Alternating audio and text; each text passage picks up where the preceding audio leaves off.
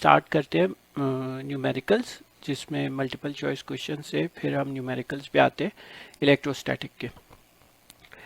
तो अब ये है कि choose the correct answer from the following choices. A positive electric charge attracts another positive electric charge? No. Repels? Yes.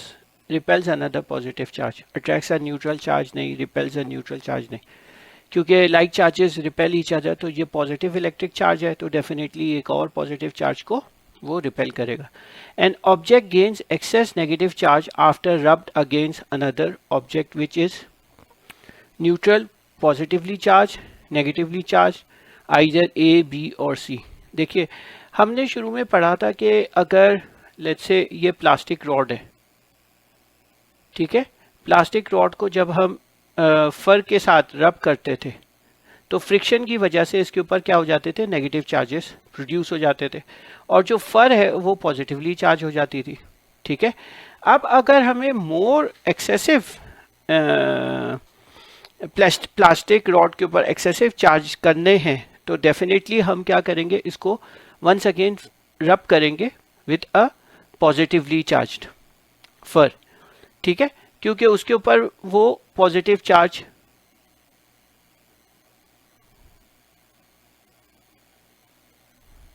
आ जाता है।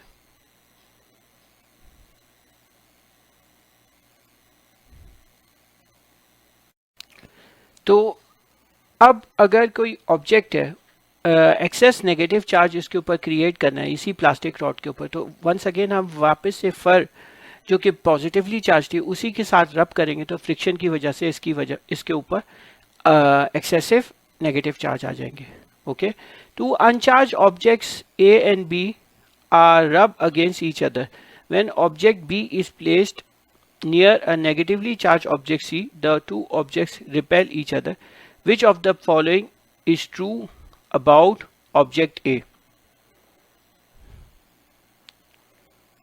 Okay, object A था, ठीक है, uncharged, rub against object B. Okay, ये A है, ये B है. When object B is placed near ये is object C है, let's say, और ये नेगेटिवली चार्ज है, तो और रिपेल ईच अदर, तो इसके ऊपर नेगेटिवली चार्ज आ गया, तो ये ऑब्जेक्ट ए के ऊपर positively charge, object A becomes positively charge. Okay, when you rub a plastic rod against your hair several times and put it near bits of paper, the pieces of paper are attracted towards it. What does this observation indicate? The rod and paper are oppositely charged. The rod acquires positive charge. The rod and paper have same charges. नहीं, the rod acquires a negative charge. ये तो हम बता नहीं सकते कि rod के ऊपर कौन सा चार्ज है, लेकिन रॉड और पेपर ऑपोजिटली चार्ज हो गए और फिर उसकी वजह से वो अट्रैक्शन हो गई।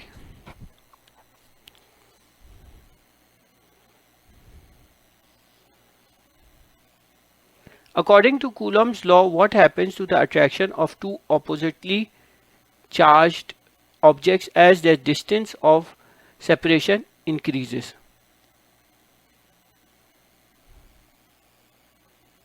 Coulomb's law क्या कहता है कि inversely proportional to the square of the distance between them. Okay? Coulomb's law क्या कहता था? F is directly proportional to the charge product of the charges and inversely proportional to the square of the distance between them.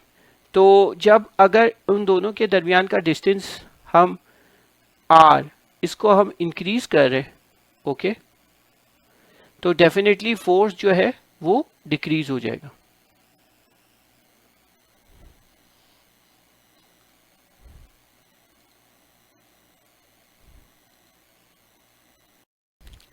अब सवाल है, the Coulomb's law,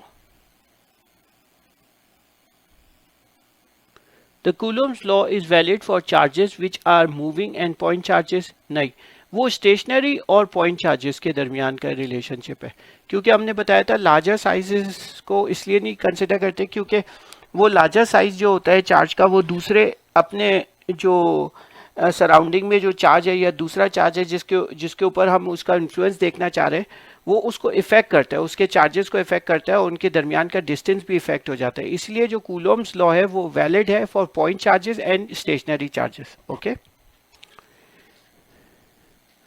a positive and negative charge are initially 4 centimeters apart. When they are moved closer together, so they are now the forces between them is अच्छा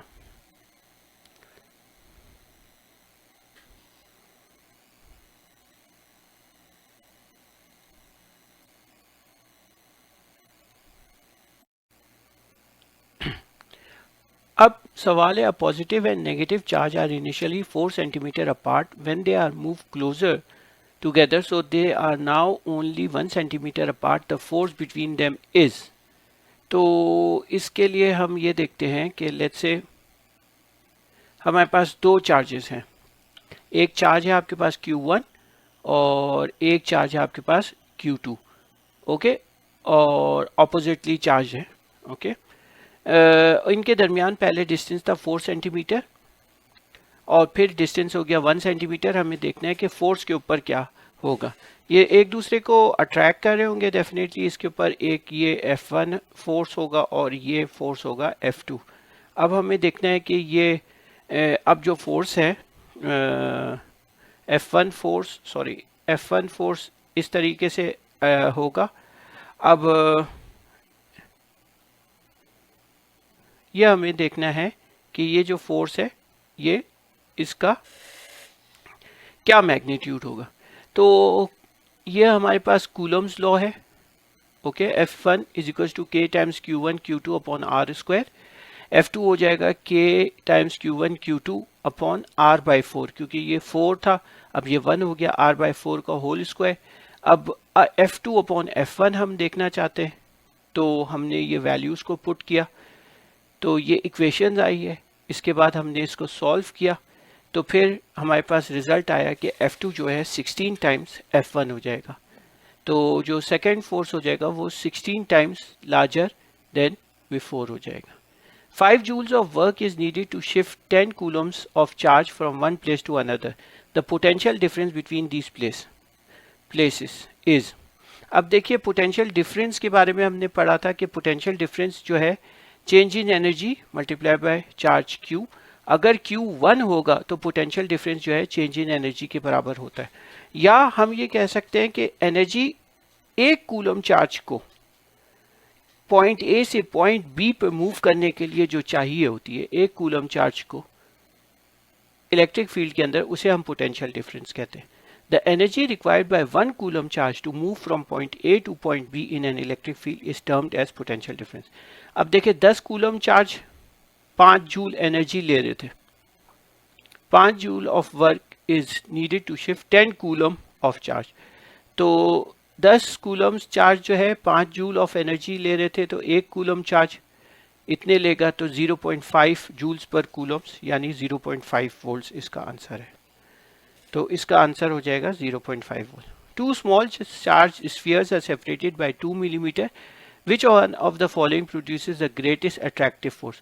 ये like charges है, ये तो attraction होगी नहीं इसके अंदर, लाइक चार्जेस के अंदर अट्रैक्शन होगी नहीं, तो सिर्फ एक ऑप्शन बचा है तो हम उसी को मार्क कर देते हैं।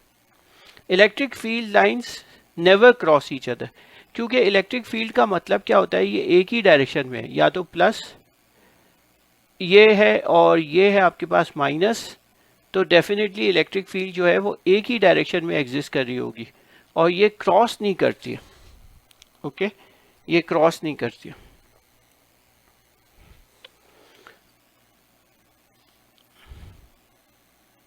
Capacitance is defined as Q upon V, क्योंकि हमें पता है कि Q is directly proportional to V. The number of charge deposited on the capacitor is directly proportional to the voltage which is applied across it. तो यहाँ से Q is equals to CV आता है, C is equals to Q upon V. तो ये हमारे पास answer है। अब हम आते हैं न्यूमेरिकल्स की तरफ। तो नेक्स्ट स्टार्ट करते हैं न्यूमेरिकल्स।